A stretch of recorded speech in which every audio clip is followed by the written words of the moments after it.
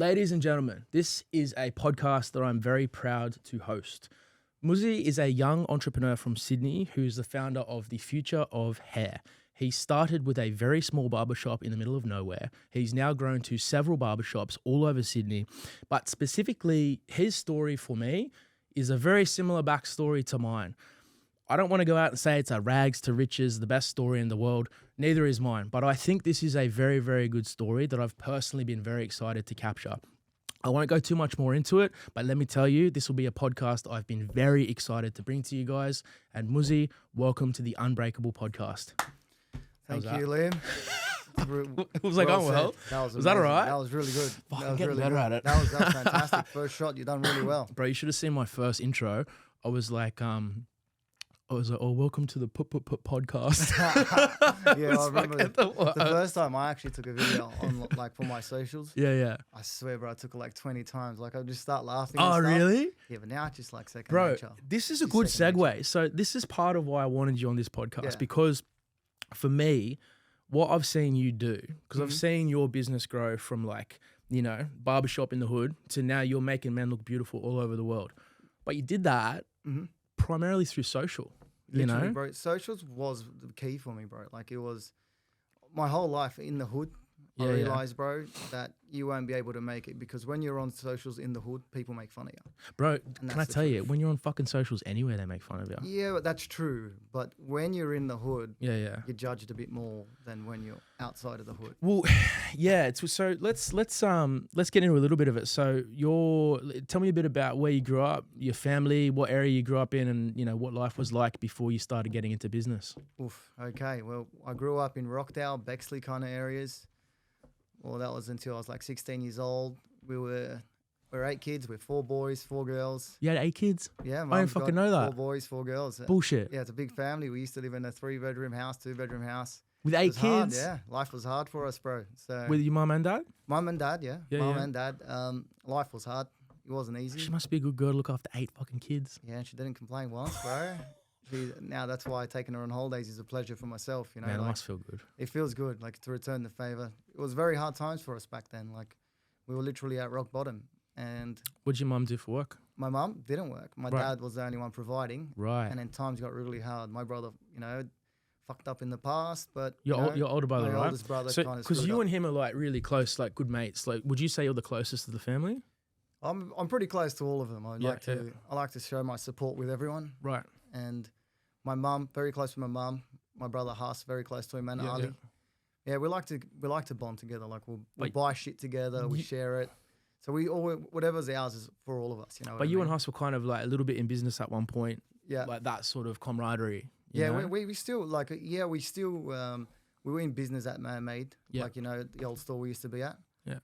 And like even still to now, even though we're not in business, like we still talk to each other and support each other's businesses, bro. Like even though we might be competitors, but we encourage one another to do better, bro. So I think that's been amazing, that part of the journey. People underestimate the strength of like brotherhood, man. 100%. Whether it's your actual blood brother or your best mate. Yeah. Like, you know, we talk about where you and me grew up because I was on the Central Coast, you know, fucking putrid area, housing commission, gangs, fucking all sorts of stuff. But like sometimes people say, oh, why do you still hang out with people from there if you're doing well? But for me, some of the loyalty that I have from those people, like sure, there's a bunch of fucking scumbags I'd never see again. Yeah. But the ones I care about, that you can't get that loyalty anywhere else. I personally believe it reminds you of who you are as well. 100%. You'll never lose that part of you. You know what I mean? Like even if all the money in the world you make, you know, you still remember who you are. It doesn't change you. I find it keeps me grounded. 100%. Like even all the success in the world, without friendship, it means nothing.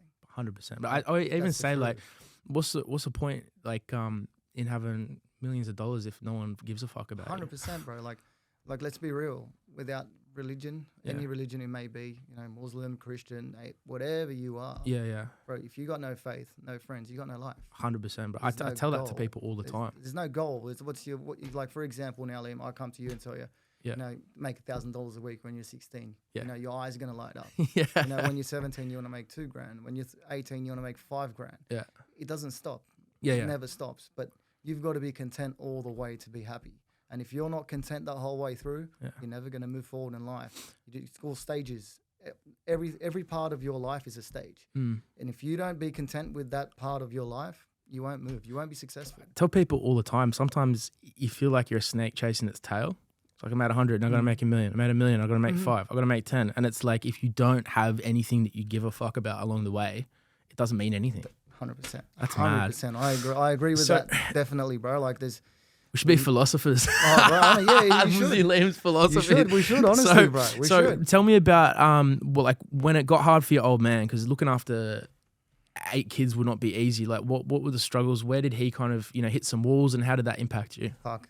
The struggles, well, really, bro, was money, With surviving with no money is hard, and you won't sit there and you see the struggle for others. That's why I like to help the poor personally. In saying that, the struggles of, for example, going to school with $1.50, That was me all the time. You too. We didn't even have good shoes, bro. Literally Our clothes, sometimes we didn't have money for washing powder, so we'd like try and wash it with fucking water, and I'd still have dirty clothes at school. Bro, I believe you, bro. Yeah. We used to share across me and my brother clothes and stuff. Yeah, That's yeah. why our bond is so strong.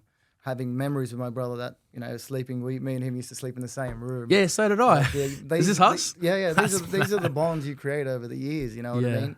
You obviously don't look at it until you talk about it. Yeah. But moments like that where my dad struggled, working every day, you never seen him, I never spent time with him, never took me to a park or something. But deep down, I understand that my dad had a duty to do. Like, for example, I got a daughter myself, Yeah. and I've got to be that guy for her. Like, What was his to job, lay bro? the foundation. So my dad worked like in buying and selling in the markets. Right, okay. So he buys goods and sells them, obviously. Yep. Not drugs. Not that he knows of. No, he's old school. And he sings. He actually sings. He's a singer, yeah. He's a That's singer as mad, well. bro. Him and his dad. His dad used to play the flute. Yeah. And he used to play the drums. So, yeah, they That's used to have that good. going on back in the days. He was really successful, my dad, at the start of his career. Yeah. And then he kept handing out to people, and he kind of backfired on him. You know what I'm saying? It happens to the best of us, man. It happens to me all the fucking time. Yeah, literally. So that's exactly what my dad had 4 shops at one stage and was really good. Yeah. And then, my brother started to go on a bit of a downfall. What happened with that? With my brother? Yeah. Fuck, I was a bit too young to really recall that, but he started going to jail and all that kind of stuff. So What was that for? stealing a car. Yeah, he was nonsense. He didn't stop, that guy. So What like yeah, he's good though. That's the oldest one though. What are your memories of like the most hectic parts of that? Because whatever you saw would obviously impact you for your life. What were some of the most hectic things that you saw during that period? The most hectic things I've seen in that period of my whole life, bro, is probably the amount of gangsters that were around me at the time. Yeah, yeah. And how bad I wanted to push myself away from it. Really? Yeah. So, my whole life I used to hang out with boys that were religious, Yeah. and they used to be like the biggest gangsters at my house. And I did not think that was cool. Yeah. You know what I mean? I used to look at this like, well, these losers over here, Bro, and you can see these guys. It's so fake, bro. Like if you actually sit with gangsters or want to be gangsters, obviously I'm not going to mention any names, Of course. But like they were pretty big boys. Yeah. And I was looking at it and think like, why the fuck are you putting this front on, bro? That's not you. Yeah. You know what I mean? Like, Okay, I used to tell my insecurity. mates, 100% it's Yeah. insecurity. I used to tell my mates, like, look at these guys. They're flying now. It's Yeah. only a 5-year gap, bro. You're going to go up so high and you go straight back down. 100%. And it's not like, for example, me and you, I've seen you with Aston, what's the... Aston James. Aston James. Yeah, my hair care I've seen product. you with that hair product. Yeah, yeah. Like, it's going up, Oh, down, up, 100%. down. But Yeah. look here now. Roller coaster, bro. That's right. But with the game, you go one way up and one way straight down. Either or you jail got or to you're flee the dead. country. So Yeah, yeah. for me, that actually made me want to stay as far away as possible as I can be. Bro, Like, that's fucking incredible. Can I Yeah. tell you what I respect most about that? Because it's weird. I tell people all the time, when you're in that environment, and I've been in it too, Yeah. you're either going to become a product of it or you're going to want to get as far away as possible. 100%. Like for me, it was like I was around all that stuff in my teens, but in my childhood, like my house was just fucking domestic violence, poverty, just like, some of the stuff I saw, it's weird hearing you talk because I was like, I'd see what my dad would do. I was like, fuck, I never want to be like this cunt. Yeah. I'll never fucking ever touch a woman. I'll never be broke. I'll never be a gronk. This guy was just a fucking, I don't hate the person, but I never, ever, ever wanted to be it. And my whole life, I was like, I don't care what I become. As long as I'm never that, I'll Yeah. be sweet. Yeah, and that's kind of what made you who you are, bro. Because you know what you don't want to be. But bro, some know what I people, mean? some people to that point, in my spot and your spot, some guys in your spot will idolize the gangsters. 100%. Some guys in my spot will fucking idolize violence in the household. 100%. Whereas like this has the same dead end as that. Yeah, 100%. But once again, bro, it comes back to you as a human being. Like, if you're insecure, things like that, it's gonna catch your eye. You know what I mean? If you're finding an easy way out in life, that's what you're gonna do. You're gonna find the easiest way to make money. Like, a lot of people want to make money and they don't want to work. Like, how many guys do you know? How like many that? DMs I get? Make me rich. All right, do this. 5 days later, I'm not rich. Did you do this? No. What the fuck you want me to do? Literally, you bro. can't even do the one thing. Where you gonna do everything else? Right, you run your own show, right? Yeah. So you've got to be, on time, staying late hours. People think of becoming a boss, becoming rich is, oh yeah, come pick up the paycheck and go home. They don't understand that. You got to rock up. You got to do the cleaning. You got to lead by example the whole way through. You got to be able to have multiple personalities for every single worker for them to be able to you lift up their spirits. That's bro. so true. Even if you're having a bad day. Oh, you're not allowed to have a bad day as a boss. Fuck no. There's no such Bro, thing. sometimes I'm like the Joker where I got to lift up a smile. Literally, bro. Like, honestly, even Amelia herself, she sees me like on my worst days and says like, "How did you start laughing?" Nah, she's a gun. It is Shout what out. it is. Yeah, she's a good SMP She's a real artist. one. Yep, that's a shout out to you, Amelia. Good SMP artist. I remember before you hired her, like your passion for this craft was, I'm not fucking hiring anyone unless they're the best. That's it. And she seems to, I'm going to talk you up a little bit here, seems to reflect a lot of your values. She does. Look, it's good that she's She's going to get a big head and float away now. she is.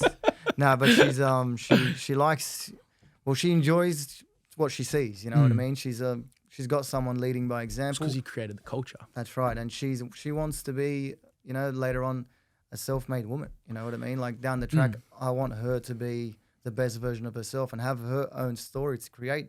Yeah. We have plans, me and her, towards the end of the year that me and her I won't disclose now though. Yeah. But we have big plans for the end of the year. So at least there's a goal and a target for her to keep going. So Can I even tell you what when I I'm not around, Yeah, she's yeah. still pushing. Can I tell you what I see here, man? This is the same as me because, like, you get one store, you get two, you get three, and it's kind of like, what's the next thing that's going to give me some purpose? What's the next thing that's going to make me feel something? Yeah. For me, it was very similar to this because I'm like, I'm only one person, I can only do so much. Yeah. But to elevate someone else and see them become what you've created, that's fucking incredible, man. It is. It's it insane. feels good. 100%. I don't know if you remember my old store, Ali, the barber I had. The With, young Balmain chap or Rockdale? in Rockdale, Arncliffe, the one man-made. Remember Yeah, man-made? yeah, and I remember the little little dude, Ali. No, the Christian kid. forget his Yeah, name. Carlos. Yeah, That's right. yeah, no. But there was the Ali kid. Yeah. He looked up to me, and you should see how successful these kids' barbershop Yeah, is. Fuck, that's bro, awesome. This guy's got 3 workers. He's 19 years old. Yeah. He's got 3 workers, and bro, his shop is pumping. But bro, Like, how he's good does he's that good. feel? Yeah. I'm You know proud what of I him, mean? bro. Like, I Yeah. still talk to him now, like, well done. That's because the best. Because I was out, bro. Like, I'm not a barber anymore. Like, Yeah. I won't lie to you, bro. I do like one haircut just Yeah. like for a good mate, but that's about it. I just do straight SMP the whole time. I enjoy that job. That's mad, bro. But I love seeing someone do well, bro. When like your brothers were going through all that drama and whatnot, like, I mean, yeah, it's rare and it's impressive that like you kind of looked away and you saw the opposite of what you were surrounded by. Did you ever have to go do the jail visits and all that sort of stuff? Yeah, 100%, bro. The How's jail that? visits, bro. You get searched. Fucking hectic, your eh? mum's coming with you. Yeah. It's disgusting theory to drive 4 hours or 5 hours and your mum's with you, bro. She's an old lady, and then they get searched. My mum wears a hijab, Right. So picture it, for example, like we don't forbid dogs, or like, but my mum's scared of dogs. We're not grown up around dogs, so, Right. The fear and what she has to overcome to get in there. Yeah. Like it's greedy if you think of it in the sense where you're making decisions that impact the whole family. Yeah. So thank God, but everyone's recovered well from it, and we've moved on to the next page of our lives, and we're looking at the bright side of life now, bro. So everyone's moved past it. And Yeah. that's been great. They say that a lot of entrepreneurs are like built to be the ones that break the generational curse. Have you ever heard that? 100%. And it's like what you've done now, if you look around you, it's kind of set an example for other people of what life can be if you do the right thing and you build businesses and you know what I mean? 100%. Look after other people. And it's like what I told you the other day at my store. I told you a lot of people think Like, for example, yourself, Mm. you have fans you don't know of. And believe me when I Yeah. say that. I know.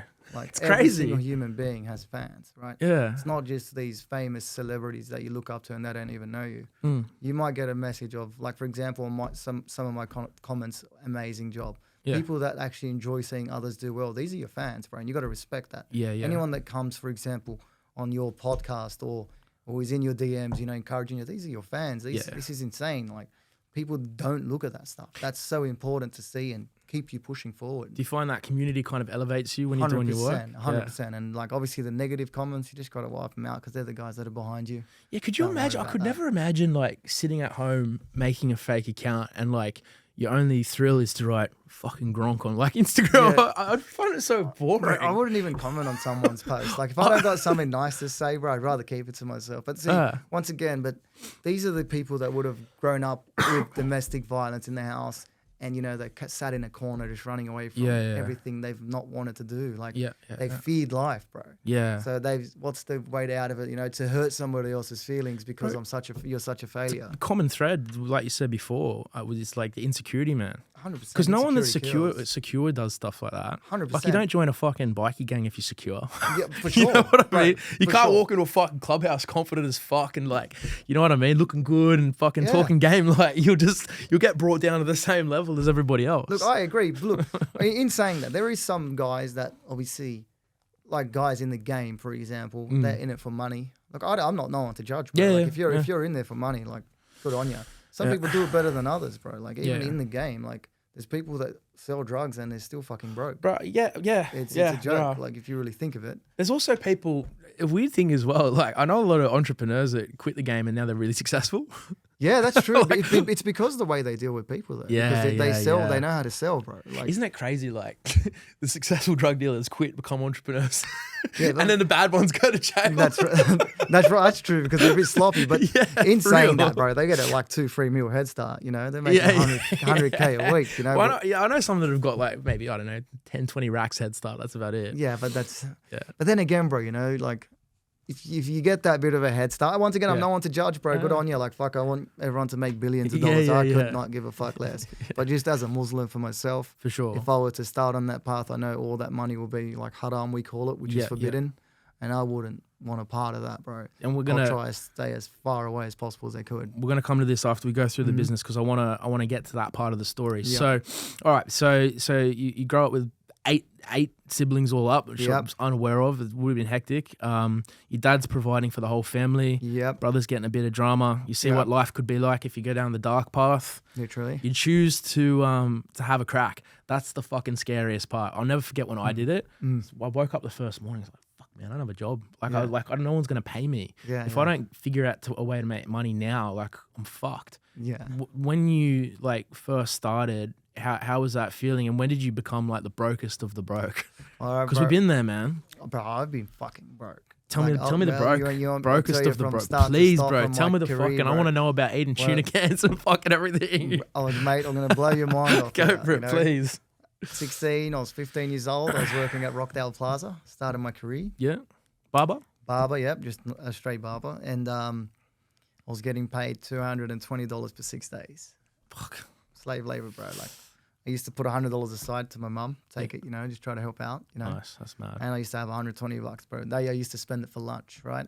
Yeah. And my brother, Huss, was a barber at the time. But me and him, like, I used to be a bit arrogant, so I never used to want to work with him. Because I know, like, the tough brother love. Yeah. You do this, and he can get angry at you. I do it all the time with my little brother, bro. No, right? And 16, I was there until like 17. My brother had a massive car accident on Forest Road with Huss. Really? Yeah, he broke his femur. Right. So he's got a rod going through his whole leg. Fuck. So he got really damaged. So at 17 years old, I was doing the barbering course. And I had to fast track it. So I now own a barber shop at 17 years old, and I don't even know how to cut hair, bro. Right. So I have no. Was this his or? This was his shop, so I had to take over, right? Oh, gotcha. And I had no idea. I'm still an apprentice, bro. Yeah. I haven't cut hair for over 7 months. Yeah. And now all of a sudden I own a shop. You know what I mean? Like, it's come out of the blue. Right. And the shop was dead. I'm not going to sit here and tell you the shop was cranking. Like, the main barber that he was there, he's gone. Like, you remember that shop? It's in the middle of nowhere. Oh, the one at Rockdale? Yeah, that was in the middle of nowhere. So your brother gets in a car crash and all of a sudden you own this barber shop. Massive car crash, bro. They were driving an Evo and the truck tipped over. He Right. was stuck in the car for about 3 hours. Like it's a full proper car accident. He was gone. He was in a wheelchair for almost a year. Close call. Yeah, very close. We're lucky to be alive. Makes you appreciate life too, man. 100%. I took over that store. I didn't know how to cut hair, and it was making like $100, $150 a day, if lucky. And on Saturday, Sunday, like you're just covering your rent and maybe keeping 400. So it was already elevated from 220. So at least I tried somewhere. So Killing it. I was watching it literally. Back then, I think any dollar would count, bro. Yeah, When you're bro. doing Same it- with me. When you're doing it that tough, Yeah. any dollar counts, bro. But people, even still till now, as a business owner, right? Yeah. Every dollar still counts, bro. Bro, I remember when I had my first protein store, we'd sell 2 buckets. I'm like, fuck yeah, $200, man. We're killing it. Yeah, 100%, bro. Because you got to appreciate what you get. 100%. And if you don't, you lose it, bro. You got to respect money. 100%. So 17, 18, you know, I was smashing the YouTube videos, going to Oh, so you were doing this, you were doing YouTube videos learning or? helped me a lot. Right. It helped me a lot. Right. I used to be obsessed. I used to sit there on my phone Yeah. at night, bro. I won't lie to you. And when I was 17, 18, I used to love my weed. Yeah. I used to smoke. I never used to go out. Yeah. I just used to watch videos and cut hair. That's mad. And I aced it, bro. Like Right. I aced it to an extent where I had 10, 15 blokes waiting for me at 18 years old. Right. So I became like a real amazing barber by 18, 19. Gotcha. Shop got really busy. Yep. You know, my brother recovered from his accident, and that's when we discovered SMP. Like his wife does feather brow for the eyebrows. My wife does feather brow for the eyebrows as well. And we said, fuck, what can we do next? Right. But prior to this, I started working at Manly to get some more experience. Yeah. Because I just didn't want to know. I didn't want to learn how to just work with Arabs. I wanted to learn how to work with Aussies. I wanted to learn every culture. I remember when you first had this shop, man, you always had the ambition where you're like, you're grinding and you're getting more people in, but you always had this look in your eye where you're like, I could see in your eye that you saw yourself out here. You know, you're like, in my mind, I'm already here. 100%. You know, and I could almost see you visualizing like fucking Potts Point and Balmain and all these other stores from this little shop in Rockdale. Bro, funny you say that because I used to tell my clients that. Yeah, I used to tell remember. my clients, I'm fucking out of here. I'm not staying here because like, Arabs are hard to deal with, bro. Like they're picky and you know they like to come in just to see what's going on in your life. You know they don't really. It's honestly for me personally, they're really nice people. Yeah. Most Arabs that are nice, you know, they're amazing, but there's obviously the minority of them that when you're around them, like you just don't feel comfortable. I want to elevate myself, bro. I'm not going to stick with this, you know, like with these people that used to come to my shop. The crowd in like, you know, you got a little shop out in the hood is what it is. Yeah, it is what it is, definitely. What's what you're gonna be around. But mind you, 80% of them are really amazing, bro. For sure. It's that 20% where you just don't want to be there, you know, like you see him and you just say, fuck, man, here we go again. Like now when I go to work, bro, I'm sitting there like, I love my days. Bro, the thing is as well, like even your fellow like entrepreneurs and your friends, your associates, like, you know, they say you're the sum product of the top 5 people you hang around. And they say, show me your friends and I'll show you your future. You know, if you're surrounded by people who force you to think big, force you to elevate, it's impossible not to. 100%. It's almost impossible, bro. It's funny you say that because I go to Iraq, as you know, and we just got a quote, Imam Ali's quote. He said, show me your friends, I'll tell you who you are. Oh, right, really? Exactly. It's a very famous quote. Yeah. Show me your friends and I'll show you who you are. Bro, it's real. It is real. Look at all the stuff that we do. 100%. You hang out with junkies. Yeah. 5 junkies, you're going to be the 6. It's like, you know, you always see it on Instagram, that guy saying, you hang out with 5 junkies, you're going to be the 6. You're going to hang out with 5 millionaires, you're going to be the 6. But it's weird, like people see these fucking quotes on Instagram, they don't realize how real it is. So you're like in the life and it's like, you're living what these quotes actually are. They're not quotes for us, they're life. they're real life quotes, that's right. And you got to be like thick-minded not to really believe that kind of stuff, bro. Some people are arrogant, bro.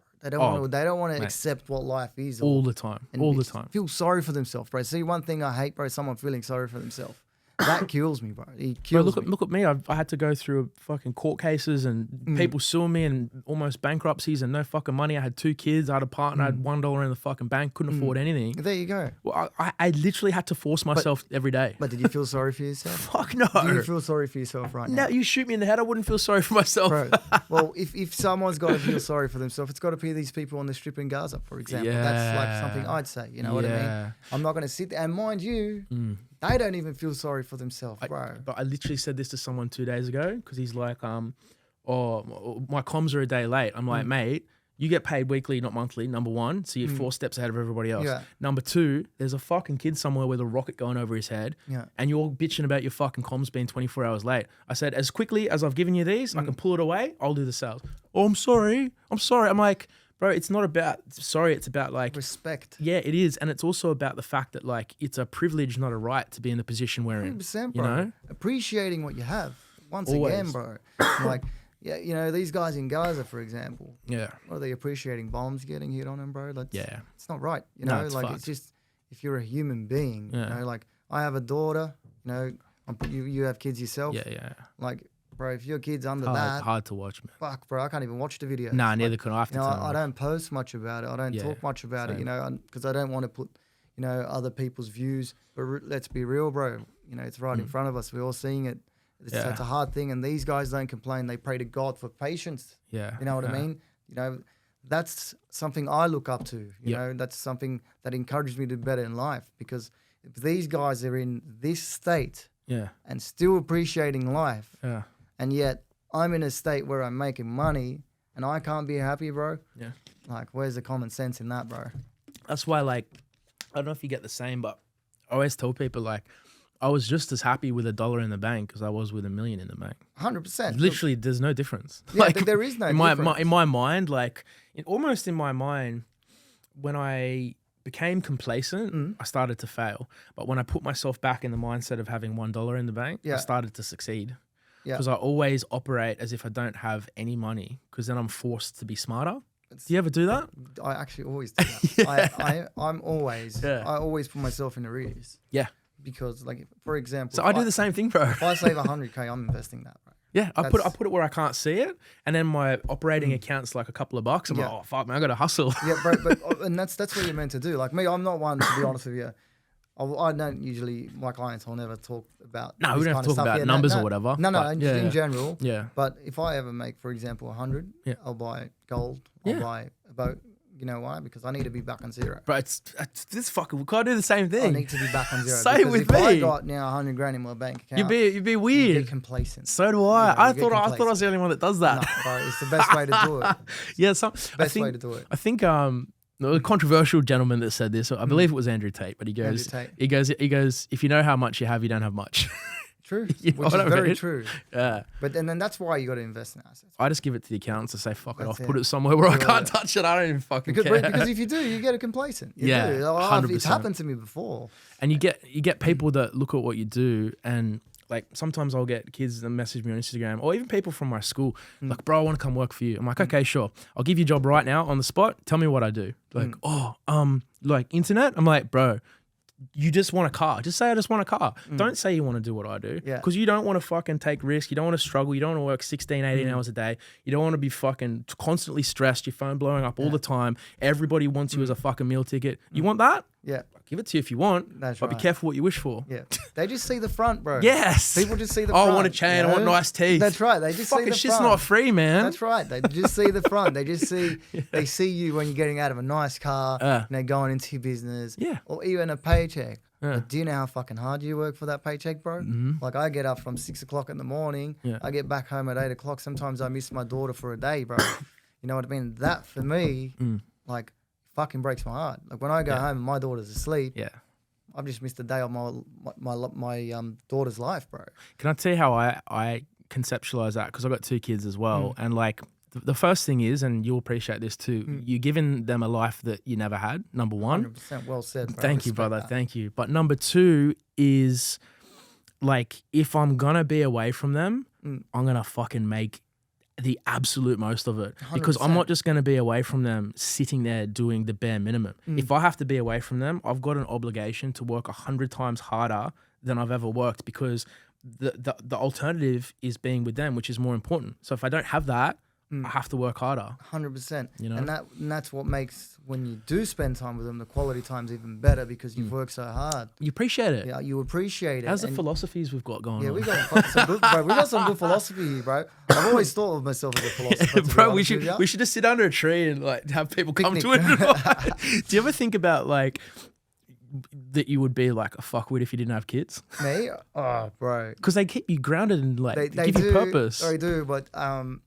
like marriage helped, Sure, 100%. Well, my wife's been good. Yeah. How long has it been? been- 4 or 5 years? With my wife? Yeah. Oh, we've been together for almost 10, bro. We've been married for about 4. A decade. That's incredible. Yeah, it's been insane. Like, she's seen my whole journey. Oh, that's like, beautiful, man. She's the one that heard You guys would have been kids when you were together. Yeah, we were. Oh, man, we that's were so like nice. 18, bro. Now we're 28, so it was good. That's awesome. We met at the entrance and life went on from there. On Central Coast? Yeah, yeah. Oh, that's So- when you were I used to live. Yeah, so it was good. What were you doing at the entrance? Oh, so we had friends. Yeah. And she came along with her mates. Right. And me and my mates went up. And this is the first night. And ever that's the since then, it best. just continued, bro. That's Oh. fate.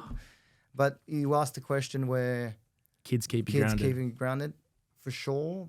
But, bro, for me, myself, religion. And look, okay, so let's touch on that because you've been like more devout over the more recent years, right? But like it's been something that's become more important to you. It's not as if you've like gone from being exceptionally religious to kind of partially. It's kind of the other way around. Is that right? Well, bro, to be honest with you, my whole life I've liked my religion a lot. And that's what's kept me away from all these gangsters and all these problems. Even when you're a kid? Even when I was a kid. Yeah. I loved it. And obviously, bro, I'm not perfect, still not perfect. And I definitely have a lot to work on. And no one's perfect.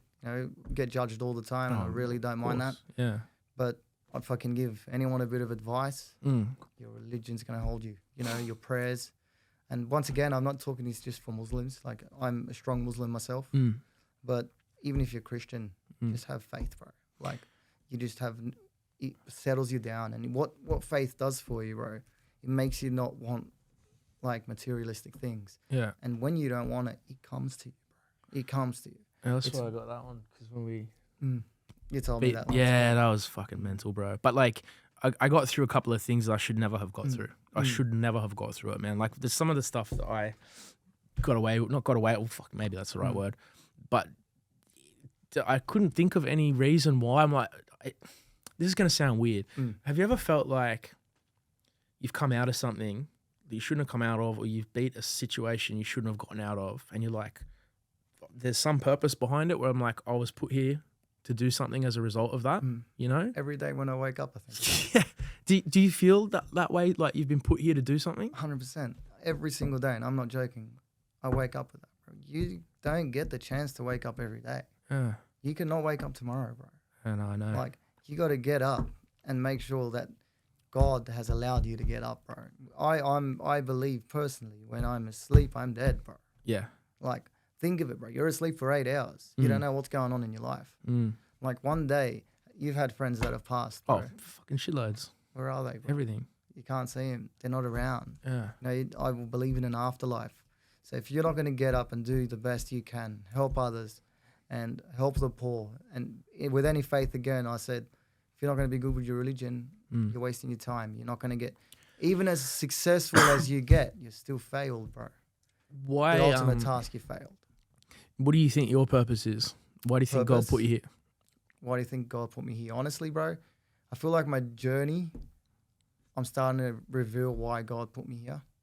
And what I mean by that is, like, even coming on this podcast, like, Tactic. to be honest with you, it's like I've known 3 months ago, I was thinking about this podcast, if you really want to believe me or not. And majority of the time, my brain will tell me, make sure you remember God. Yeah. Swear to God. And now, like, I'm actually thinking of it. On the drive here, I was actually thinking of that the whole time because I was sleeping. I was sleeping for 2 weeks thinking about this podcast. Yeah. Even though, like, we've spoken about it a few times. Well, I told you when I came up with the idea. And I told now you, bro, fucking pursue popping off. it. Remember, I told you, I remember vividly you told me that. I'm the one to go to your push, bro. But how good is it? Sky's the limit. Whatever goes into, I always say, whatever you visualize, you can materialize. And I try never, ever, ever, ever, ever, ever to talk about anything unless I'm going to do it. Yeah. Otherwise, I just look like a gronk. And you know, and that's right. But then you be know, careful with the words. That's right. But you like to say it in front of someone that's encouraging. Like when you told me, I told you you're the fucking man for this job. Yeah. I said you got to get in there. You just got to back yourself. But this is what I'm talking about. You got to be around people that will egg you on. 100%. You know what I mean? You know, you would have got the feedback, or you know, what do you know what to do with the 100% all the time, You're always bro. gonna get that, bro. All the time. Yeah. First they fucking say, why are you doing it? And then they say, how did you do it?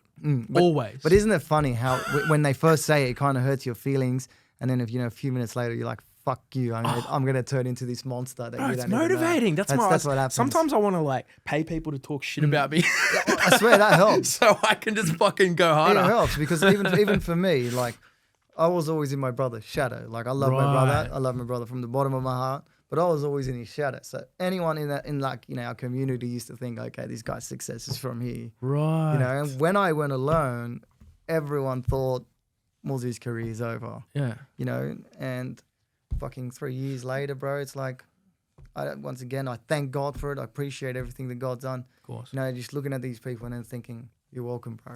You know, What does your brother think of your success? Oh, he's happy. You That's know, mad. it's especially I'm younger than him by like 6 years or so, and he looks at me like, you know, he's proud. Like he should be, bro. You know, he's proud. Like this guy's actually made it in life, and he's at least, you know, he's chosen the right path. Yeah. You know, he could have chosen the wrong path.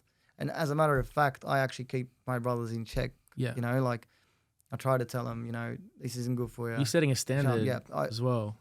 We're past that, bro. We're past that. It's time to look at the bigger things. You know, we're trying to get into, you know, hopefully in God's will, into homes and stuff. Yeah. So we're just moving away from That's all this nonsense. Let's forget about all the noise. Let's just. But how good is it, man, to change the direction of your family? Oh, you know what? It's a great feeling. You know, the best thing I ever did was my younger brother. He's my best mate, and we've had a couple of news articles on us. I'll share after this. But he's like, when I say he's my best mate, if I was like, you got to kill someone, he wouldn't even say why. Just be like, where do I have to go? What do I have to do? That's be like, do you want to know why? No, I don't care. It's like the loyalty we have, it's just fucking fierce, man. Like, like lions. You'll never get that with anyone else. No, of course. That's the truth. Except my best mate is my older brother and my younger brother. But the best thing I ever did, like all he ever wanted to do his whole life was buy a house. I'm just a fucking psycho entrepreneur. I don't give a fuck. But that was his dream. His dream. So when I could like we had never argued for 20 years ever. We had this little argument, and after we'd kind of rekindled and made up, I got to send him a bit of cash, and I gave him a job, and now he's got his partner, his wife, his baby, his house, got everything he's ever wanted. And you know, that's credit to him, but to be able to do that little thing to give him his dream, fucking, you can't even describe the feeling. That's right. It's that feeling you got there. Yeah. That money can't buy. Fuck no, bro. That's why, like, that's all I think money's good for, man. And to create change. You know, if you do charity work, I promise you, Liam, when you do charity work, you would remember Muzzy said this. Yeah. It is the greatest feeling in history. I do a lot of that now. I fly to Iraq personally. I do obviously some shrines over there. Probably not as at this level, but no, please, I want to hear this. Every charity is the same. Tell me about the trips. You know, if you put $1 or 100, that doesn't matter. But tell me about these trips. This trip in Iraq, my mate owns an orphanage, you know, because like, really? You know, there's a lot of poverty in Iraq. There's 90-year-old women selling toilet paper, bro, to live. So, but just a quick one, because your family is Lebanese, right? Lebanese, yeah, and that's right. Your Iraq connections, is that just from Sydney or? So my Iraq connection is due to, obviously, we, as a Muslim, like I respect all Muslims. I always say this because I don't really like people talking about Sunni, Shia kind of stuff. Yeah. You know, I'm very against that. You know, Muslims are Muslims. Sure. And if someone sees other like views on that, that's up to them. But I make this clear on this podcast, bro, that I'm a strict Muslim. But I do go to Iraq due to going to see the shrines over there. Right. Where I believe, you know, Imam Ali is buried and stuff, alayhi salam. Over there, there's a lot of poverty. And my mate, so funny enough, we were in primary school together. His name was Reda. Yeah. And I never seen this guy for like 10, 15 years, bro. And he's run back on my head. I think, where'd this guy go, bro? So I know his dad, and his dad's a sheikh, and he comes to my house and that, but I never knew that was his son, right? Oh.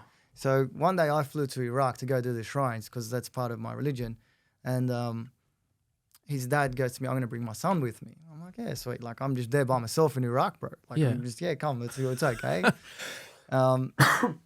And his son comes, and I look at him like this. I know this bloke, bro. You know, it's like... Was your mate from school? His mate from school. I mean, primary school, bro. This guy used to get bullied, and I used to stick up for him. I used to do that shit all the time, too. I swear to God. Yeah. And he'll tell you the same thing, bro. Yeah. Like, I see him. Now he works actually inside the shrine, this guy. It's amazing. And he's got his Australian passport. Your friend from school? Yeah, he got his Australian passport and chooses to live in Iraq. So when you... Fuck. So when you go over there, you're visiting him as well? Yeah. I'm with him 24/7. And what sort of charity work do you do over there? Charity work. So we go to the orphanage, bro. Yeah. I do haircuts at the orphanage, and then we make some juice for the orphans, bro. Like especially when people come to pray at a mosque, we make a massive juice, bro. You should see the lineup. Yeah. The lineup is fucking huge. What bro. sort of? Can I ask what sort of things are they orphaned from? Orphaned from war, bro. Dead set. Dead set war. Fucking bro. serious. 2006. They've always had war, bro. Iraq. They produce oil. So that's disgusting. we're not going to get into detail. Nah, I could go down that rabbit hole for days. It's obviously, disgusting. war, bro. Yeah. They come up and then you lose everything, bro. You know, they lose their whole generation, bro. Just so insane. A couple of politicians in America can buy a new Ferrari and a new fucking yacht. 100%. It's sad. Sick. And it's just, if you really think of it, bro, that's it. You don't even know who's calling what. Yeah. You know, you're fed 5% of information. For sure. Like, that's the truth. This has happened over all time with Vietnam, Iraq, Syria, just Japan. all over. Yeah. Fuck. The bomb 100%, in Japan. man. 100%. History of war, bro. Like, I've read about it all. It's fucked up. Yeah, humans have a pretty fucking dark history anyway. I think it's harder to get away with now. You know what I mean? Because it's like... But they still get away with it, bro. Yeah, they do. But I feel like people are getting smarter. And I feel like people are more resistant to bullshit now. And I feel like the more they test these fucking shit ideas, the more pushback you get. And you can see it in social media. I agree with you. Yeah. They are getting smarter, bro. But the socials are getting smarter too. The people that's running the internet, they get smarter too. Yeah, you know Well, I mean, they advance on that end as well. Yeah, that's true. So people always forget that. Russia's very good at that. Russia's good, but even America, if you like, for example, Israel, if you go right up, you search up war news. You get flooded. You write war news, you won't even see Gaza on Google. Yeah. No, it's you understand what I'm saying? Like, yeah. The information isn't there for everyone. So the kids in Iraq, man. So so they've orphaned you to war. Yeah. But it's sad, bro. Like, it's very sad. Like, could you imagine? Like, and this is what I'm talking about with you and me. How like, I don't think people who aren't at the head of something appreciate like what it's like to understand to have nothing, you know? And if you're having a bad day, man, imagine being a little fucking kid. Your parents have just been killed. Yeah, literally, bro. Fucking horrible. Yeah, Pardon my French, but that's insane. Yeah. It is. It's insane. Like, I agree with you. Like, you wouldn't even know what it feels like. You wouldn't want to know what it feels like. And that's why it annoys me when someone's got an opportunity and don't take it, bro. Like, for example, I know a lot of guys, bro, they start work, for example, at 9 a.m. They want to get there 9:15, bro. Yeah. Like, you're starting your day wrong. You got to get there 15 minutes early, wherever you are. Prep your day. You're ready for your day. You start up your bench. Me before, when I was a barber, I used to take an appointment at 7:30. I used to be there at 7 a.m. I remember. It is what it is, bro. Like, if you're going to do your day, do it properly. Do you ever think about that if you have a bad day? Do you ever think about those kids and 100%, bro. Like, because that would sit with me, man. If I was more exposed, which I probably should force myself to be, that would sit with me a lot. 100%, bro. Like, when I was in Iraq, well, I'm going in 2 months again, but last time I was in Iraq, I went to buy a drink, right? Right. And this kid was short, say, 30 cents. Yeah. And the shop owner wouldn't let him off. I'm like, bro, you fucking, so mind my language there. Yeah, no, we're both getting into it now. I said, are you kidding me, bro? You're telling me you're acting religious. You won't let this little kid off for 30 cents. He goes, how do I know he's poor? I said, even if he isn't poor, he's a fucking child. You know what I mean? Like, and I gave him $10. I said, you know what, you can keep the change, but when that kid comes back, you make sure you give him a lot of drinks. That's the best, bro. But really, technically, why did you give him that? a preloaded drinks card for the little boy? Bro, that's mad. Over there, it's old school. Like, when I tell you old school, bro, it's just desert. Like, it's insane. Like, that's hectic. People like to go, for example, to Greece and Paris and all that. I don't like that stuff, bro. It doesn't fascinate me. I like to go see what real life's like, bro. Not when someone's wearing these. I like dressing. I like gold. Everyone does. Yeah. Everyone likes fancy things. It's no problem, no issue. You work hard. Don't leave a stone unturned. Even God says that. For sure. But at the same time, I want to see what values of life, what these guys come from. They come from absolute nothing, and they're happier than guys you see in Paris or all these countries that act rich. Yeah. Going to a broke country, Thailand, for example. Yeah. Oh, they're the best, bro. Thailand? Yeah, man. How happy are they? Bro, I fucking love it. They'll have no money whatsoever. Zero. They'll just jump in, start punching on in the rings, and that is just so fucking full of joy. And bro, it's you just walk best. down the strip. You walk down the strip. How many people say good morning? I fucking love it. Every single shop owner says good morning. And they're all happy. 100%. You go down at any strip. Yeah. You pick it in Sydney. Yeah. See how many people say good morning. If No. you're walking outside this. No one fucking cares. Not one. Do you know? Isn't that sad, bro? Yeah, but I mean, yeah, it is. But like, I think if you expose yourself to things that nourish your soul, make you feel better, you'll be a better person. Yeah. That's why I try to like, bro, listen, I get invited to these fucking influencer parties all the time. I sponsored one in LA. It was like 20 racks for this shit party. Yeah. Like, oh, you got to come. So-and-so is going to be. I'm like, man, I don't fucking care. I did not even go to the party. I flew home. My investors so angry at me. Like, why didn't you go? I'm like, what do I want to hang around these fuckwits for? Yeah. Let's just toss some cash, make a bit of money out of it. I don't want to see them. Yeah. Like, oh, it's your job. I'm like, Yeah. like, I don't want to be around them. Because I'd rather be in the hood sitting there with fucking homeless people. Bro, I'm like that too. Like, what do I want to be at an LA party for? Bro, I'll kill someone. You know what it is as well. Like for me, people say, I hate when they use this word famous, bro. What differs a human being, bro? There's no such thing. Man, half the people that are famous aren't famous anymore anyway. That's no right, one even bro. cares Your about fame celebrities goes, anymore. Your Yeah. fame goes. But who came up with these names famous or stars? Who made this guy a star, bro? America, that's Like, it. do you know how hard it is to be a star, bro? Like it's insane. They sell their souls too. That's You right, can't get bro. that far if you don't go along with what they tell you to do. 100%, bro. Like as a You normal can't have an opinion. You can't like be yourself. I'll tell you a special shout Michael out. Jackson, bro. Yeah. Perfect Well, example. hey, what happened to him? I can't answer that question. Yeah. No one can. We'll get Epstein. Literally, bro. No, I was watching a podcast of a guy we know the other day.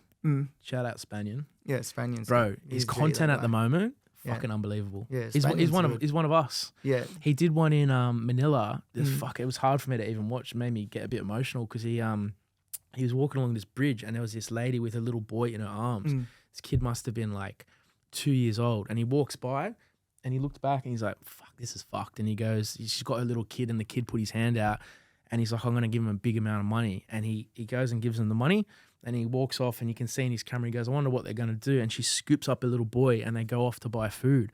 And he's like, oh, isn't that beautiful? Like they were just waiting there. Spaniard? Yeah, man. Yeah. He goes, What they a were G. literally just waiting there. And man, fucking, that breaks my heart because I've got a little girl. Couldn't imagine having to sleep on a bridge holding her, and like you're just waiting for someone to give you anything so you can provide food, and to see them just stand up and go and collect some food. It's fucking beautiful, man. Yeah, but, you know? and how's the character of like, that's why I say one of us, like, because that's a good he's just dude. real, bro. It's, Like, and I that's a new I currency, don't know him on bro. a personal level, Spaniard. Yeah. I've seen him once before, but even as you can see the way he holds himself, bro. 100%, man. He's a gentleman. He's literally. Have you met him yourself? Personally? So several of my very close friends are friends with Spanian.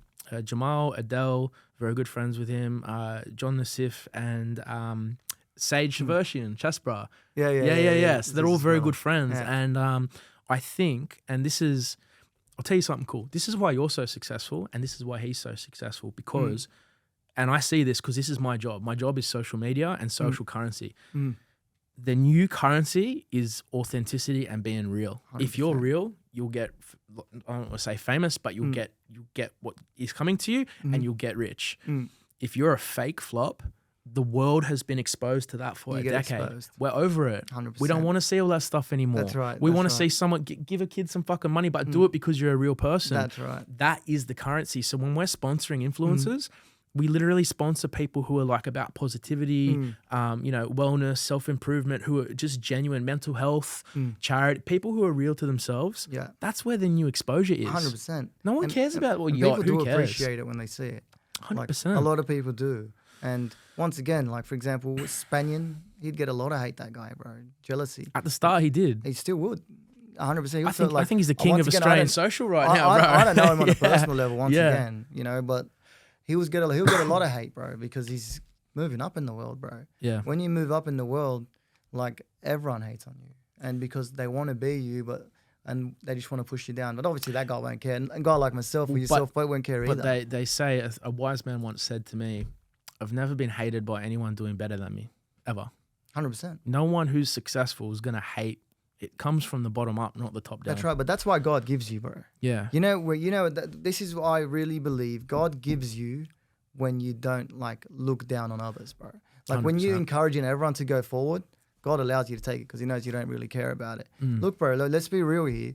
A lot of guys try their heart out at work and it doesn't work out for them. You know what I mean? Not everyone, like, gets that. Look, there's a 10% luck in there. Some people do get unlucky. It does happen, but doesn't mean they gave up. They still go till today. Yeah. But the goal is here, like they still try, not give up, bro. And everything that I had, like, is a result of everyone sees the one thing that worked. Nobody sees the 99 things that did not work. You know, you kind of done good stuff, bro. Like your Aston James one was good. Yeah, it was. Do you know what's still continuing on it?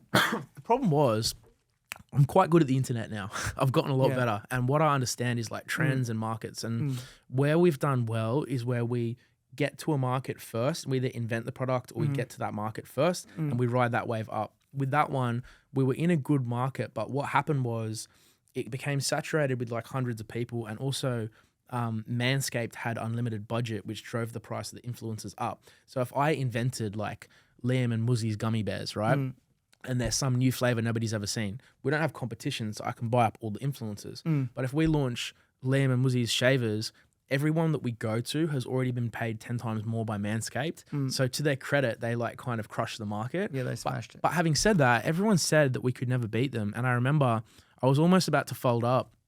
I was like, fuck, well, I'm just going to have to knock it on the head. We can't do it. And then I was like, there's too much competition and Manscaped's fucked everything. I was like, there has to be some way to make this work because there's clearly a market. And what I did was Andrew Tate was popping off at the time.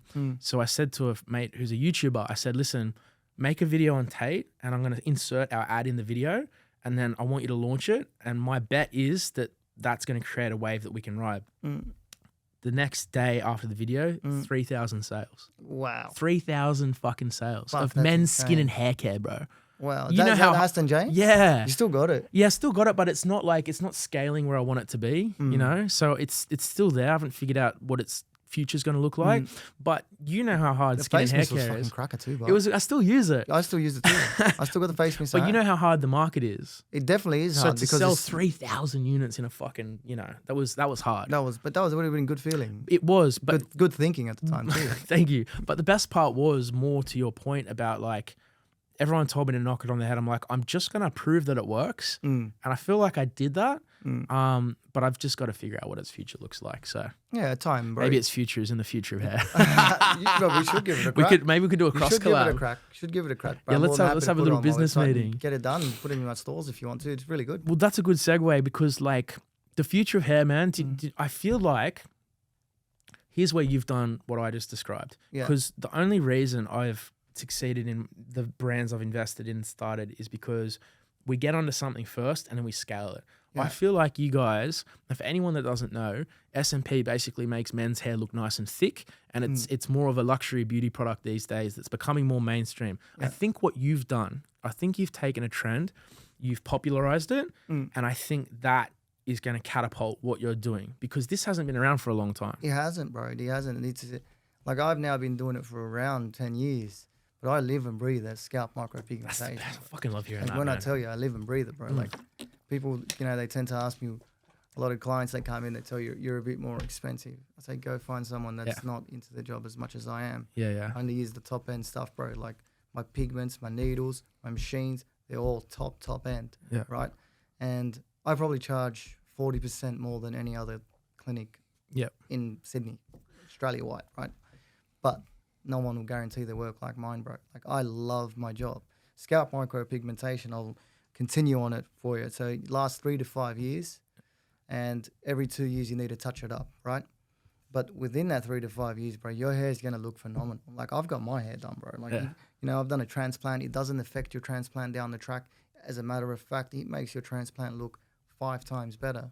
The reason being is because he adds a lot more density. See, for example, a lot of guys, they think, oh, I'm going to go get a transplant. My hair's going to come out like, what's that guy from The Simpsons? You know, that Disco Stew? Oh, yeah. Is that Disco Stew? Is that the one? Yeah. They're going to think they're going to get a hair transplant. That's when he comes out. That's right. They like Afro Jack kind of. But it doesn't work, bro.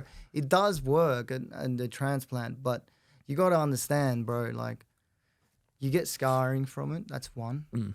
And depending on how much hair you take out plays a major fact on the scarring.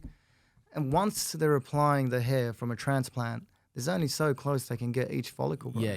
And if you look at natural hair, your natural hair follicles are technically stuck together almost, bro. Yeah. So you're telling me a doctor can put these hair follicles together, it's pretty much impossible. And that's where S&P comes into that play, where he covers them gaps and he removes the transplanted look. Yeah. And then you got a nice set of hair, like just like this, bro. I love hair, bro. I'm not gonna lie. Hair's my by the way, thing, we're gonna bro. clip that whole thing for an ad. Literally, that was a good one. Guys, there you go. Whoop.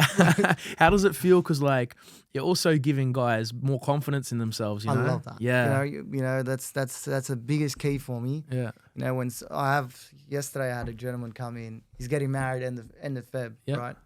And he goes to me, I wasn't looking forward to my wedding. I said, why? He said, my fucking hair. I said, bro, you leave it to me. Yeah. I swear to God, the feeling of finishing this guy's hair. Well, he's only had his first session. He still has 2 more sessions. Yeah. And he messaged me that night again. And like, especially when he's done, like he was actually almost about to cry. Yeah. Bro, it That's hurts the best, your feelings, man. bro.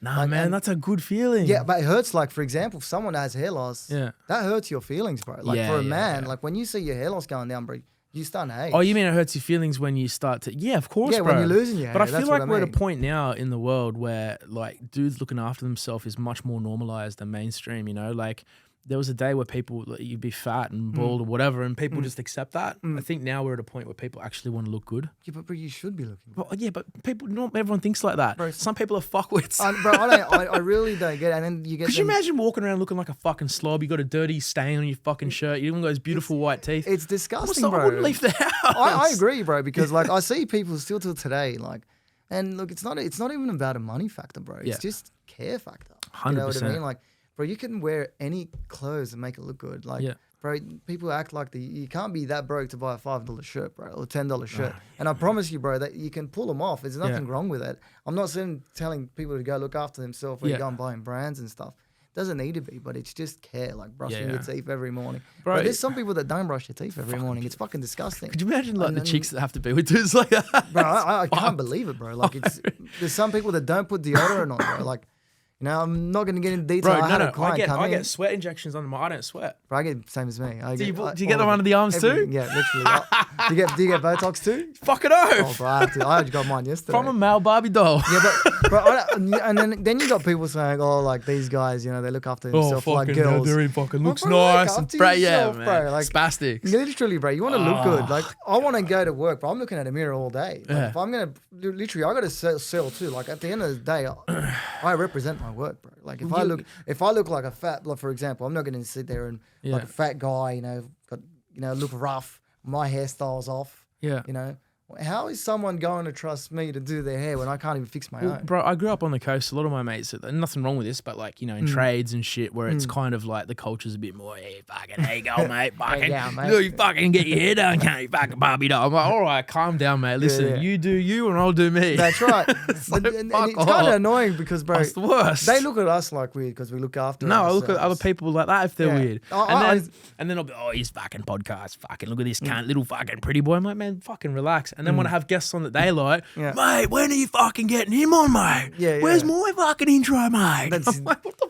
fuck? That's no. how it is, eh? No, you don't get to fucking talk shit over here and then come in over here and, Bandwagon. fucking good podcast, man. Yeah, they Fuck bandwagon off. it. Oh, yeah, always tends to bandwagoners. happen, Oh, bro. it's the That worst. always tends to happen. Yeah, do you ever get mates from school that reach out and like kind of, you know, like, oh, could I come do what you do? Like, All the time, bro. Yeah. All the time. Like, I it's, don't even know if you so- really want to do that. you know, everywhere I go, it's weird. You know, Yeah. I rarely go out, but everywhere. Neither, bro. I'm Every, a fucking hermit lately. same, bro. I'm in Yeah. bed 9 o'clock. But everywhere I go, you know, every single guy I bump into wants to do business with me. Yeah. You know what I mean? But listen, that's Where a were you reflection back of then, you. bro? Yeah, But- but that's a reflection of what you've created 100%. But I Yeah. always look. But where were you back then when I was doing it tough? So, all the time. so Bro, I don't work with anyone, bro. I Like, remember- that's how I am. I remember the people that helped me and I'll be indebted to them for the rest of my life. Yeah. Vice versa. I remember the people when I had fucking $1 to That my forgot name. ya. Can I get like $100 for a fucking bus ticket this week? Oh no, sorry, I can't help this week. Yeah. All right, cool. When the 7 figures start rolling in, these people ask for nothing, and these fucking bums have the ball. Oh, you fuck always believed in you. No, you didn't. That's no, right. no, That's no. right. I needed $100. and Bandwagon you once again. mysteriously had no money then. Now Yeah. it's like, yeah, that to me, you know, the more you elevate, the shit just falls away. That's right, like a rocket, they say, or peels off. Yeah, 100%. yeah, yeah. But they're the worst people. Like those people are the worst. Yeah, I have it all the time, bro. Even like, and it's like there was only a couple of times where it's been kind of sad and unfortunate where like I've had dudes that I've seen potential in and I've tried to do what I can to bring it out and it just doesn't work and you've just got to let them go. It's almost like letting somebody die. 100%. You know? It's hard to let go because we're such good humans. Sometimes it's the best decision. Yeah. And going You feel better. Going back to the career, bro. Yeah. Just so I can finish that story for you. Please. Around when I was 17, I worked in Manly. Even though I owned my own store, I knew I needed to grow. Like my game needed So you owned your store here, you worked and I here, worked but you somewhere forced else yourself to go do that. because I knew I needed some more experience. Yeah. Like I knew, like I used to have a worker with me. He was much more experienced than me at the time. Yeah. But I knew my game needed to elevate, and I can't sit there and build a business where I can't elevate myself. Yep. So I needed to go outside of the box. So I used to travel to Manly, bro. That's hectic. So I used to work there Sunday, Monday, Tuesday. So all my busy days were at my store. Yeah. And Sunday, Monday, Tuesday in the hood, no one's going out, no one's partying, bro. So it's That's quiet, right? mad. So I learned a lot. I used to have a great boss. His name was Abasnaji. Yeah. Shout out. Yeah, he got a shout out. This guy, he was a good man, and I looked up to him. He taught me a lot of life too. He was really good. So I aced my work from there. I worked in Manly, Balgala, and then I went back down to my store where it just gone insane. So my brother had recovered, Right. and we just got into S&P, me and him, and he had a break for 2 years, and I was going solid, like real solid, right? And I used to run his page for him. Was that like intentional break or kind of like life got in the way? You just wanted a bit of a break and what's so not. Yeah. So he took his 2-year break off, and I run the page for him. That would have been a couple of years ago, right? Would have been a couple of years ago now, and I was cranking this place. You've seen it yourself. Yeah. I used to do like 7 or Oh man, it was 6, pumping. 7 minimum You a know day what, man? S&P. I tell you what. Here's the full credit to you. What I love most about what you've done, you've built a community and a culture. Yeah. Because all the boys are in there talking shit. Everyone's kind of like happy to be there. Yeah. You can't put a price on that, man. You can't. And you can't fake that. You can't put a price on that. You can't replicate what you've created. It's unique to your business. No, bro, you can't. Do it. Yeah, it's very hard. But that community that you've created, I think that's attributable to a lot of why it's succeeding. Yeah, 100%. I agree. When you sell a feeling, you get fucking rich. 100%, bro. And you got to believe in that feeling. Yeah, you know what I mean? You got to go off that. Well, your customers get it every day. Literally, every single day you're going to get it. No one walks out of your clinic feeling worse than when they went in. 100%. But, You know what I mean? and it's the experience too, bro. Like when someone walks in, I see this with a lot of barbershops and other people, like any store it may be, if you're going to buy a kebab, bro. Yeah. You walk into the store, if someone doesn't say, hi, how are you? Yeah. Bro, you're the fucking worst business owner I've ever seen in my life. 100%, man. By far. What about the people who think like the customer's always wrong? What's wrong? You fucking don't argue with them. Bro, it's what people don't understand. You need customers. Customers don't need you as a business owner. Yeah. And if you don't value your customers, bro, your shop is worthless, bro. Bro, do you know what's funny? My most viral clip I ever did on my IG, it was it's almost reached 1 million views. Yeah. 500,000, one of the two. This one's going to reach 2 million. Hopefully. But it was like, all I said was, it only takes one dickhead to ruin a business. Oh, for sure. And for sure. We had a kid who was doing emails and our revenue was going down, down, down. I was like, well, why are we losing money? We got the best brand in the world. Went in there and he's like, oh, no, you're wrong about this. And I'm like, bro, you cannot fucking talk to people like that. So we fired him, brought in a hungry little wolf. We quadrupled it. There you go. But that clip got 1 million views. 100%. Bro, 100%. And Business owners, I think, as well. did you realize how fast it was to go down? Oh, bro, it was literally like a sinking rock. But how hard is it to go up?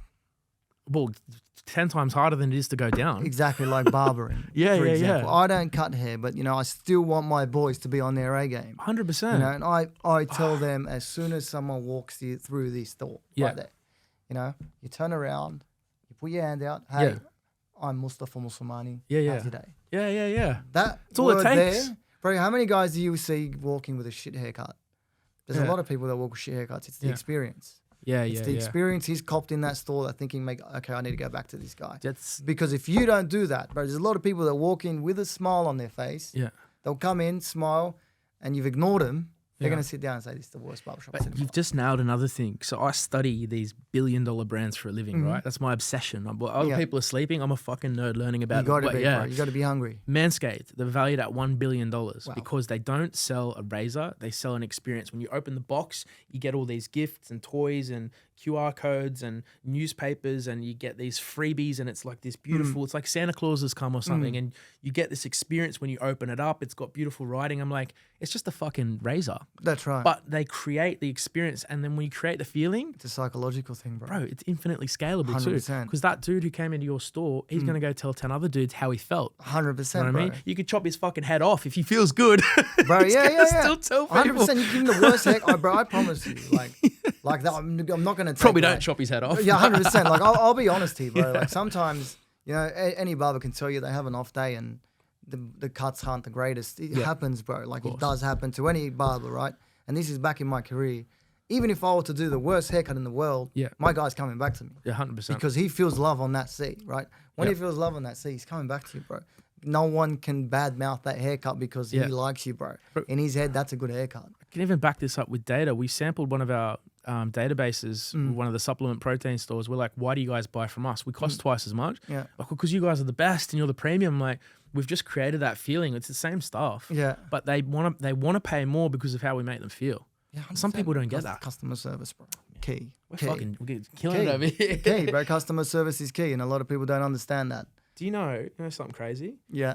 This has felt like it's been a 5-minute chat, hey? Yeah, it's been good, hasn't it? Hour and 15 minutes. Fucking hell, you've heard us talking shit for 1 hour, 15 minutes. Bro, that's fucking... That's how insane. you know you got a good podcast. That's we we got a good one. So what I do, it's funny, I had all these questions. I We knew couldn't I even wasn't going to... fucking finish. We couldn't even finish, bro. I haven't even told you half the story. No, bro. we'll do it a was second actually one. going to get And interesting. we're still not finished yet. Yeah. That's stress. Who inspires you? Who inspires me, bro? You know who inspires me? My mum, bro. My mum. Oh, bro. What a beautiful fucking answer. My mum, bro. Her hardship. You know what I mean? Her hardship, that inspires me. You know, I don't look up to anyone more. Like, I always feel every single human being is the same. So no one's more superior than the other. And in saying that, bro, the only person I challenge is myself. You know, I just don't want my family to struggle. That inspires me. That theory there is enough to inspire any human being, bro. And if that does not inspire you, bro, you're doing something wrong in life. If you're allowing your parents to have a hard life while you can help, you're young, you're fit, you know, the world's yours, bro. It's just what you make out of it. Race yourself. Don't race anyone else. You know, don't look at this guy's got a Bugatti Veyron. Don't look at this guy's got a Lamborghini. Race yourself, bro. You know, you got a bike, try to get to a car. You got a car, try to, you want to go up, go in stages, bro. Race yourself. Must be rewarding if that's the person that inspires you most to be able to help her at this point in life. Must feel great. Fantastic, bro. You know, That's the best. booking the holiday for us in April to go Iraq, Turkey, Saudi Arabia, and Lebanon. That's beautiful. You know, taking my mum is, like, for me, returning the favor all these years of what she's done for me. Well done. You know, that is something I look up to, and I value it a lot, to be honest with you. Good answer. All right, the last two. What do you wish for your daughter? What do I wish for my daughter? My daughter's my life, bro. That's, for me, my daughter is my obsession. Like, I wish she can get close to her religion. You know, whatever she can do whatever she likes in life. And I hope she's successful at it, bro, because maybe, you know, once again, I said this prior in our podcast, no one's promised tomorrow. You know, and if I'm not around, if there's one thing I'd leave her with, bro, is I'd love her to be great at whatever she does, as long as she has her religion and she's aced her religion. But without religion, bro, she's failed in life. So my thing I'd leave my daughter with and I wish her to be good at is religion, bro. Do whatever you want. I'm going to set my daughter up in a way where she's not going to struggle. You know, I want to buy her that freedom. And with that freedom, I would love to see her go into a religion. Be happy and follow God. 100%. What a good answer. 100%, bro. Nothing That was else is better. Flawless, my friend. Flawless. Nothing else is better. I promise you. You know, I've gone from making massive coin, I've gone to making no coin, like yourself. Oh, bro. Fucking With God in there, nothing matters, bro. beautiful. Your heart's at ease. And then the last one, this is more, so the last one, what, to young entrepreneurs who want to replicate or who want to do what you do, what's your best advice to people who want to do it? You know, the best advice I can give to these young guys, stop looking up to gangsters. That's one. You know, stop trying to fit in with people that aren't like you, bro. You know, you don't need to be accepted by these people. Like, they're absolute nobodies. You have to understand that. Like, looking at him, like, you know, a lot of guys get encouraged by that. Little kids, you know, and teenagers, really. You're looking up to that. It's not going to get you far in life. And even if you're working as a trader, you're working whatever, you know, when you're waking up and you feel like it's so repetitive, this is what's going to define your career, bro. If you wake up every single morning thinking, oh, fuck, here we go again, you're already creating the foundation of failure the whole way through. But if you believe in yourself, waking up from the morning saying, okay, fuck, no, I'm not going to sit there and sugarcoat it. It is the same day, but in your mind, you got to change that, bro. You'll slowly see baby steps. And like we said again about, you know, people in the game, their life will go straight up. See, in a business, you're going to go levels, slow and steady. Once you slow and steady, you'll elevate, bro. But you got to appreciate the whole way up. So work hard, bro. Work hard from even when you're an apprentice. You got to make that apprenticeship count. Because if you don't make that apprenticeship count, it's going to drag on. You're going to be an apprentice for the next 10 years of your life. For example, someone that works hard, he can be an apprentice for 3 months and ace the game. It's what you're going to put in is what you're going to get out. If you don't do that, you're not going to get anywhere in life. Hard work pays off and patience. Don't try to get rich overnight. It does not work. It's impossible. Don't like listen to these guys' stories where they tell you, oh yeah, you know, just sold a brick, made a couple of $100K. It's bullshit, bro. It's bullshit. It's and all next nonsense. thing you know, your door's kicked in and you fucking sitting in a cage. 100%, bro. It's like that movie, American Gangster. The loudest one in the room is the weakest one in the room. And this is what teenagers got to understand. The loudest one in the room is really the weakest one in the room. The guy that's sitting there flaunting it all, you know, sitting there and talking about it in front of others, how much he makes and what he does, bizzo or whatever, you know. These guys are weak. They don't have money. Like, you can smell it. For a guy like me and you, someone talking like that to me and you're going to start laughing at the back of your head. I say all the time, some of the nicest people I know, the nicest, kindest, most calm, softly spoken people could fucking murder someone. 100%. But some of the weakest ones have the biggest mouths I've ever seen. 100%, bro. Like, I seen it a lot back in my first store in Man-Made. Yeah. You know, there used to be a guy that used to be, hey, you know what, he'd want to wrestle with everyone. And one day, one bloke that's silent came in and he was his mate. But he goes, let's wrestle. He goes, nah, I'm injured. You know what I mean? Like, but don't walk around being a hero if you're not going to back it. I know, once again, bro, I don't judge anyone, but fuck, be you, bro. Man, no, even like my mate, especially like, you know, my boxing coaches and these guys are just, they're the most, I feel like there's a correlation between like, discipline. Yeah. And the better you are, the less you have to prove. 100%. And they some of these fucking loudmouths, like, man, I just hope you don't do it to one of the silent guys one time. Yeah, and actually, fucking bang. 100%, and I guarantee you, bro. They race themselves only. Yeah. You know, you ask anyone, bro. Like, anyone that's successful is racing himself. Because if you're trying to race with someone else, there's always going to be someone richer than you. There's always going to be someone that's stronger than you. It's impossible to be that. The greatest of all time. Yeah. That's just a myth. Just be the greatest version of yourself of all time. Yeah, man, it's got to be you against you. 100%. That's your worst enemy and that's your best friend. This is a 12 out of 12 podcast, ladies and gentlemen. I don't need to say more. Thank you Unbreakable. very much. Muzzy, thank you so much, brother. It's been a pleasure. How's the strength of it's that been conclusion? Not as big, but man, that was awesome.